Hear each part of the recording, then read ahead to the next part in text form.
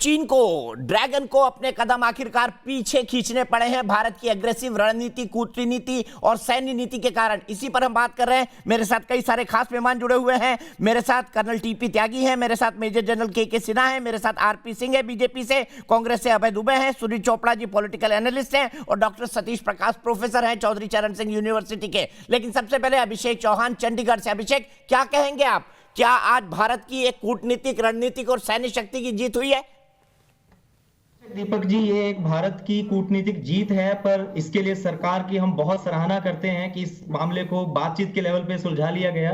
पर साथ के साथ हमें एक चीज और नहीं भूलनी चाहिए। बीइंग अ चार्टर्ड अकाउंटेंट, मैं अगर आपको बताऊं तो हमें इकोनॉमिक फ्रंट को भी ध्यान में रखना पड़ेगा कि ये सरकार, जिसमें आंतरिक कितने मुद्दे हमारे देश में चल रहे हैं, किसान सड़कों पे है, देश में युवा बेरोजगार बैठे हुए हैं, उस मामले पर क्या हम किसी भी देश के साथ, जो कि चाइना हमारा सबसे बड़ा ट्रेड पार्टनर है, उसके किसी भी समय में अफोर्ड नहीं कर सकते हैं। और उस समय पे अगर सरकार ने ये बातचीत के जरिए सुलझाने का जो एक कदम उठाया है, उसकी बहुत हम लोग सराहना करते हैं, एक देशभक्त होने के नाते भी और एक फाइनेंशियल एक्सपर्ट होने के नाते भी। बहुत बहुत शुक्रिया अभिषेक जी, बहुत बहुत शुक्रिया अभिषेक जी। सीधे आरपी सिंह से शुरुआत करता हूं। आरपी सिंह साहब, भारत की जीत, लेकिन अपोजिशन पार्टी अभी ये कह रही है कि भाई देखिए, हमने तो कहा था कि चीन घुसाया और साबित हो गया चीन घुसाया है, तभी तो वापस जा रहा है। और आम बोलचाल की भाषा में लोगों के दिमाग में बात घर भी कर रही है। आप कैसे डिफेंड करेंगे इसको?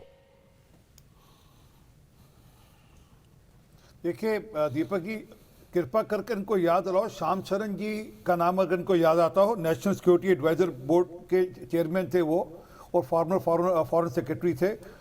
उन्होंने चिट्ठी लिखी थी मनमोहन सिंह जी को 2013 में, और उसका पूरा विस्तृत जानकारी दी थी कि किस प्रकार से चाइना 640 किलोमीटर हमारी जगह पिछले कुछ सालों में, मतलब जितनी देर में यूपीए का रिजीम था उतनी देर में वो 640 किलोमीटर अभी पिछले 10 साल में, मतलब 6 साल से पहले का 10 साल उसमें रखा गया था। तब तो उसमें इन्होंने एक अक्षर नहीं बोला, एक बार नहीं कहा भाई चाइना वापस जाओ। आज पहली बार है कि चाइना मजबूर है, चाइना समझ रहा है कूटनीति के कारण से, राजनीति के कारण से, आर्थिक नीति के कारण से, कि हमको ठीक रहना है हमको ठीक रहना है, और जो पोजीशन पहले थी उसी पोजीशन पर वापस होगा। ये आश्वस्त रहे, इसकी शुरुआत हो गई है, और आने वाले दिनों में बिल्कुल जहां से अप्रैल 2020 की सिचुएशन थी उसी सिचुएशन पर वापस जाएंगे। परंतु हमें कांग्रेस से सर्टिफिकेट नहीं चाहिए बिल्कुल भी। ये वो कांग्रेस पार्टी है जिसके नेता ने चाइना के साथ करारनामा किया हुआ है, और ये वो कांग्रेस पार्टी है जो चाइना की पॉलिटिकल पार्टी से और चाइना से पैसे लेते हैं अपनी फाउंडेशन के अंदर, और कई छोटे मोटे नहीं, खूब लाखों करोड़ों रुपए में पैसे आते हैं। तो इनको बोलने का कोई अधिकार नहीं।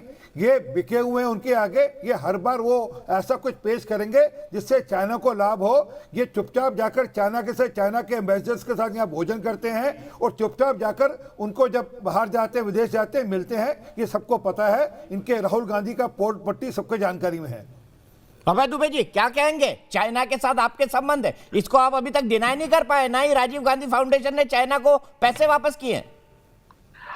ये डिनाई कर सकते हैं जो सत्य मैं बताने वाला हूं। 2016 में भारतीय जनता पार्टी का अधिकृत ट्वीट था। नहीं, मैं जो पूछा उसको जवाब दो पहले कि आपने करारनामा क्या किया था चाइना के साथ? आपने चाइना के साथ करारनामा आपका क्या था, ये बताओ। आपने वो करारनामा भारतीय जनता पार्टी के मुख्यमंत्री, गौर से सुनिएगा देशवासियों, साइन किए थे कैसा मुखौटा लगा रखा है राहुल गांधी ने, क्या साइन ये किए थे? चीन की कम्युनिस्ट पार्टी के खर्च पर 5 दिन की चीन की यात्रा पर गए इनके चीफ मिनिस्टर। एक बात। आपके दूसरी बात यह है कि चीन को मोदी जी ने इतना अधिक लाभ पहुंचाया वो पब्लिक में कि सारी हिंदुस्तान की एमएसएमई उनके हवाले कर दी। कि आपका आज भी प्रधानमंत्री जी अपनी छवि को बचाने के लिए चाइना की भारत के सामरिक हितों के साथ बहुत बड़ा समझौता कर चुके हैं। इतनी बड़ी गलती चीन के पक्ष में भारतीय जनता पार्टी की सरकार कर रही है, जैसा कि हमारे दोनों सेना के विशेषज्ञ और पूर्व सेना के अधिकारियों ने बताया कि पैगोंग त्सो का एक-एक करके प्लीज, एक-एक करके, दोनों का कुछ नहीं जा रहा है। पैसे उठाए थे चाइना से। वही दीपक जी, चाइना की दलाली मैं चाहता हूं आरपी सिंह जी चाइना से आपने, सुनिए, देश के हित की बात है, सुनिए। इतना बड़ा कॉम्प्रोमाइज देश के साथ हो गया। आपका मोदी जी ने अपनी छवि बचाने की खातिर दुनिया के देश के हितों को ताक पर रख दिया। देश की जनता सुनिए, राहुल गांधी, आज अगर हमने भारत के उस हिस्से से किया, जो LAC का हमारा हिस्सा है वहां से सेना अगर हटा ली तो चीन की पॉलिसी है। अच्छा, मैं दोनों से रिक्वेस्ट कर रहा हूँ, दोनों को ही हटा रहा हूँ, मैं दोनों को ही हटा रहा हूँ, क्योंकि दोनों एक दूसरे पे बोल रहे हैं जिसका कोई मतलब नहीं है। एक क्विक कमेंट प्रोफेसर सतीश प्रकाश से लेता हूँ। प्रोफेसर सतीश प्रकाश जी, आगे सरकार को आप क्या सावधानी बरतने के लिए बोलेंगे, बताइए। नहीं, देखिए दीपक जी, ये लड़ाई कांग्रेस और बीजेपी की नहीं है, ये दो देशों की लड़ाई है। ये भारत और चीन के बीच का मुद्दा है, ये बीजेपी और कांग्रेस की आंतरिक लड़ाई नहीं है। देखिए, एक चीज का आपको ध्यान रखना पड़ेगा, तमाम आपका जो डिफेंस पैनल और सरकार भी ये कह रही है कि हम मजबूत, रणनीतिक रूप से हम मजबूत पोजीशन पे है। और देखिए, पूरे दुनिया में चीन के खिलाफ कोरोना को लेकर के एक नाराजगी का माहौल है। ऐसी स्थिति में अगर हम मजबूत स्थिति में हैं तो हमको अपनी मजबूत स्थिति को बरकरार रखना चाहिए। और देखिए, हमारे कितने सैनिकों ने जान गंवाई, उन सैनिकों का कहीं ना कहीं ये अपमान होगा कि आपने इतना पराक्रम के बाद अगर ये पोजीशन एक्वायर की है तो इसको छोड़ना नहीं चाहिए। दूसरी बात मैं आपको बताऊंगा, पोजीशन एक्वायर की आप छोड़ रहे हैं क्या? मैं इसी सवाल का जवाब लूंगा। सुनील चोपड़ा जी, आपके हिसाब से क्या होना चाहिए, बताइए। सुनिए, ये बीजेपी में नहीं है, ये कांग्रेस में भी है। और नेहरू जी ने यही गलती की। नेहरू जी को भी शांति का नोबेल प्राइज चाहिए था। आपने चाइना और भारत के बीच में एक बफर स्टेट था तिब्बत, आपने उसके ऊपर दावा छोड़ दिया। यही गलती अटल जी ने की कि कहीं ना कहीं वो शांतिदूत बनकर के पाकिस्तान के सामने जिस तरीके से गए, इस देश ने कारगिल युद्ध को भी झेला है। ऐसा ही शांतिदूत बनने की इच्छा कहीं ना कहीं देश के प्रधानमंत्री तो नरेंद्र मोदी जी हैं। एक मिनट, मैं आखिरी कमेंट लूंगा, मैं आखिरी कमेंट लूंगा सिंह साहब और जनरल सिन्हा से। लेकिन उमेश चंद्र तिवारी लखनऊ से मेरे एक दर्शक जुड़ गए। उमेश चंद्र जी, क्या कहेंगे आज के डेवलपमेंट्स के बारे में?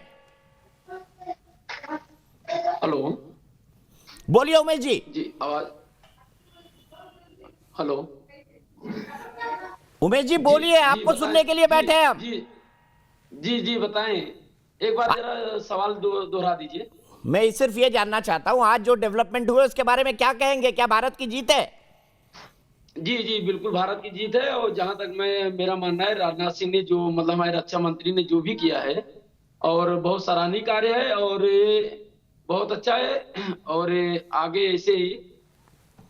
ठीक है, मैं सीधे क्लोजिंग कमेंट के लिए जनरल सिन्हा के पास चलूंगा। जनरल सिन्हा, भारत के लिए आने वाले समय के लिए भारतीय सेना और भारतीय कूटनीतिज्ञों को क्या सीख लेनी चाहिए इस घटना से?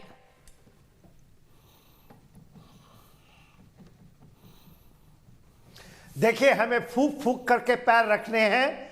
ये जो आज हम कर रहे हैं वो तलवार की धार के ऊपर चलने के बराबर है, और ये पूरी तरह हम सक्षम हैं। और ये डिसीजंस जब लिया गया है तो मिलिट्री का डिसीजंस हैं, बड़े चीज को करने के लिए, विस्तारवाद को खत्म करने के लिए, और चाइना को total defeat in his policy. तो ये बहुत जरूरी है और हम इसको करेंगे, ये आप यकीन रखें। पूरी सेना इसके ऊपर में चौकस है और हम कभी भी पलटवार कर सकते हैं, हम उसके कैराकोरम पास को कट कर सकते हैं। तो ये मत समझिए कि आज जो हम कर रहे हैं, हम टोटल डिसएंगेजमेंट की बात हो रही है। और ये कहा गया है आउटस्टैंडिंग इश्यूज हैं जो कि 48 आवर्स के बाद जब मिलेंगे कमांडर्स तो उसको सॉल्व किया जाएगा। ठीक है, और ये बहुत बड़ी जीत होगी। पूरे विश्व में आपका, भारत का डंका बचेगा। अपने दम खम पे ये किया है, भारत ने अपने दम खम पे ये किया है। ये बहुत बड़ी बात है, क्योंकि बहुत टाइम हमने देखा हम चीन के सामने डिफेंसिव होते थे, लेकिन इस पहली बार एग्रेसिव होकर भारत ने चीन पर एक बड़े फतेह हासिल की है। इसीलिए मेरे 98% दर्शक मानते हैं कि जी हां, चीन का पीछे हटना भारत की एक बड़ी जीत है। 98% दर्शक ये मानते हैं। फिलहाल एक ब्रेक, लेकिन ब्रेक के बाद देखते रहिए न्यूज नेशन, क्योंकि यहां पर खबरों का सिलसिला कभी नहीं थमता।